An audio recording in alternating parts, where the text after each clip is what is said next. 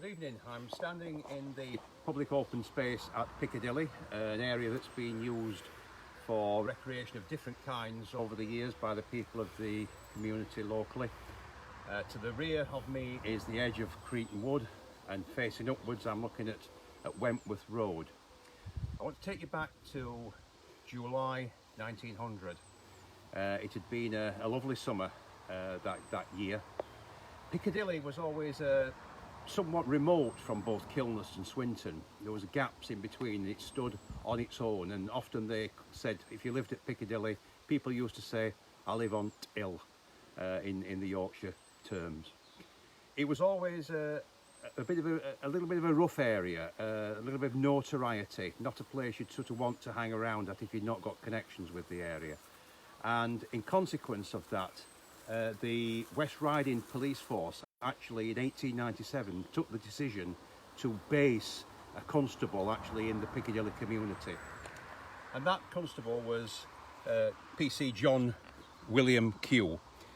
PC6, his number was 680, and John William Q was based here from that time. He lived in a police house. The posting was eventually going to cost him his life. He lost his life to two people who lived in the community, two brothers called Charles and Frederick Backhouse. And we'll tell you a little bit about the story as we go on. But before we talk about PCQ's death, let's actually talk about his life, this man's life. I'm pleased to say I have a photograph of Q on my wall because I greatly admire what he did and the story. It was a tragedy for both families. But we can look at this. It's a document from 1871. It's in the registration district of Horncastle in Lincolnshire, and it says on the 9th of February 1871 at Langton, the name of the child was John William, a boy. His father's name was John Q. His mother was Mary Q, formerly Mould. Father's occupation was a husbandman. He was engaged in agriculture, and it was duly registered there, the birth of John William Q. A boy was born. We're moving forward now to 1895, and in the church in the parish of Long Sutton, again in Lincolnshire, the 22nd of January 1895, John William Q, aged 23, married Ada Mary. She was then Hildred, a spinster. John was a bachelor. By that time he was a police constable. He was serving in the Lincolnshire force. So they got married in the parish of Long Sutton in Lincoln on that day. Now later on John actually transferred to the West Riding Police, and the birth of their first child in 1895 was in the district of Castleford in Yorkshire. 23rd of May 1895 they had a son. It was named Thomas Franklin, and again you can still see that Q is still listed as the police constable. At that time they were resident at 25 Lumley Street in the near Whitwood area. Sure enough, in 1896 another child came along, and they called this one Walter. And again, but now they had moved to 28. They've moved to 28 Rhodes Street, but still in the what we now call West Yorkshire area. It was then, of course, the West Riding Police Force. Now then, we come to the point at Piccadilly, and the next point is in 1897,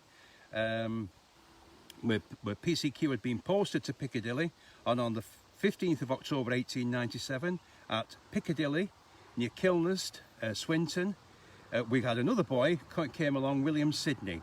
Again, you can see John William Q was the father, a police constable, and we're in the district now of Wath, so the child came along at Piccadilly. In 1899, on the 10th of September, a little girl came along, Edith Ellen. The girl was born again, John William Q. Mum was Ada Mary, the police constable at 68 Piccadilly. That was the family, 4 children, 4 very young children. If we go back now to look at Piccadilly at that time, we can just look at the map here. You can easily orientate yourself because you've got Piccadilly Road coming up to the junction of Wentworth Road. There's the it says Primitive Methodist Chapel, Piccadilly Church in effect, And this property here, number 68, very near where we stood, was PCJWQ's house. So that was the police house. It would have had blue blinds identifying it as the police. Another family was the Cams, and the area was a sort of square coming off of Wentworth Road to the back of us now. And the area to the back of that, where we would find the modern day Glebe Road, was allotment gardens. So we're stood around about this point here. So with PCQ's house facing the road, and like a sort of partly a square of other properties towards the rear of Piccadilly. The High House pub is around here, just off the map. So the story develops. Remember the date? We're talking about July 1900. Charles Backhouse was aged 23. He was a miner. He would at St Manvers Colliery. His wife was called Gertrude Kemp. They had a young daughter. Residing with Charles was his younger brother, Frederick Backhouse. He was aged 19. So he was the lodger, and he worked at Thriber Hall Colliery. What happened was the PCQ had been involved with this family off and on throughout the summer of 1900. And it actually culminated with a charge being levelled against Frederick for assaulting his sister-in-law, for assaulting Gertrude. There was a history of domestic incidents at this property, and they would certainly know PCQ very, very well. So on the 9th of July, Frederick was actually summoned to Rotherham Magistrates Court, the county courthouse in Rotherham, and he was actually he didn't appear, but he was actually fined 40 shillings with 20 shillings of costs, but he never turned up on that day, on the 9th of July.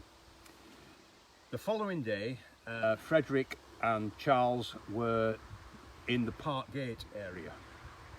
They actually visited an ironmonger's shop, and they purchased, over the counter, a revolver and an amount of ammunition. They returned from Park Gate, and now we're looking at the night of the 10th of July 1900. They came back from Park Gate, and they went to the High House pub, where they were both drinking. They were seen by a number of people in the High House pub, and it certainly came to people's attention that they had in their possession a revolver. Nobody knew what they were going to do with that revolver. Now, in those days, the police, where they're living in the police house, were barely off duty. They weren't permitted to go into a pub themselves, and even when they weren't actually on shift, people would turn up at the police house, knock at the door, and summon the policeman out from his meal, from his rest, from his family, to attend to matters of law and order. And that duly happened that night. PCQ wasn't in uniform, he was in his civic clothes, but they went to knock at his door and says, the Backhouse brothers have got a revolver. So PCQ did his duty. He left his home that night, late at night, after 11:30 p.m, and went to find out what was going on with the Backhouse brothers. What happened was there was a very brief exchange of words when he challenged them. Bear in mind that Frederick Jr., the junior brother, would have known about the summons that had against him, the fine, and the first bullet was discharged by Charles Backhouse, and it struck PCQ in the abdomen. Now, PCQ was a strong, powerful man. Even though he'd shot in the abdomen, he took hold of Charles Backhouse and he wouldn't let go. Charles then passed the gun to Frederick, and Frederick then let loose another bullet which struck PCQ in the leg, near the hip area, but he still held on to his man. He dragged Charles Backhouse back to the police house, and other witnesses had heard this commotion, so the key witnesses in the locality heard this commotion. He still had hold of Charles, took him into his house. Help was summoned from the police station in Swinton, and it arrived fairly quickly, to be fair. It arrived just after midnight, and that's when PCQ relayed the information that Charles Backhouse had shot him. Frederick Backhouse was still stood outside, but there was a throng of people outside, and the police were warned that Frederick still had the revolver. But Frederick was duly arrested. He was made to take his hand away slowly, and he produced the revolver. It still had 5 live bullets in, and 1 spent case was in there. So they were taken away to the police station. Where they spent the night locked up. What happened to PCQ afterwards was a Dr. Fullerton was summoned, and he actually came to his house. Dr. Fullerton came to his house and he dressed PCQ's wounds. Surprisingly, he wasn't taken to hospital, but there we have it. And by the following morning, the doctor came back, and it was clear that PCQ was looking pale. He was looking weak. He was obviously suffering from great shock from 2 gunshot wounds. And eventually, they did actually decide to take him through to the hospital at Rotherham. It was Doncaster Gate Hospital as was. And the ambulance was summoned from Warrenvale Colliery, and he made the long, painful journey to take PCQ to the hospital, where he was placed on what they called a Röntgen ray machine. Now, that was an early X-ray machine. And the track of the bullet was traced, and PCQ at 2:10 on the 11th of July, the day after he'd been shot, he died of his wounds. So the two were then facing a murder charge. The trial was duly held in Leeds, and the outcome of the trial, the plea, the defence was they didn't mean to shoot PCQ. They got the revolver to commit suicide was the defence, and it was accidentally discharged. They were both sentenced to death. Charles Backhouse was hung in Armley Jail. However, Frederick was the younger brother. He was seen as being led on by the older brother, and his sentence was commuted to life imprisonment. He served a long prison sentence. It wasn't live. It was actually released at a later point. Mrs. Q with the young children went back to Lincolnshire, and pretty much we know that she never actually remarried. The sons, 3 sons of PCQ, all served in the First World War, but they all returned safely. So I did mention the fact that 2 families were destroyed by this, because also we have this other document which shows the daughter of Charles Benjamin Backhouse was named Ethel, a little girl who was born in 1898, so she was only a toddler herself.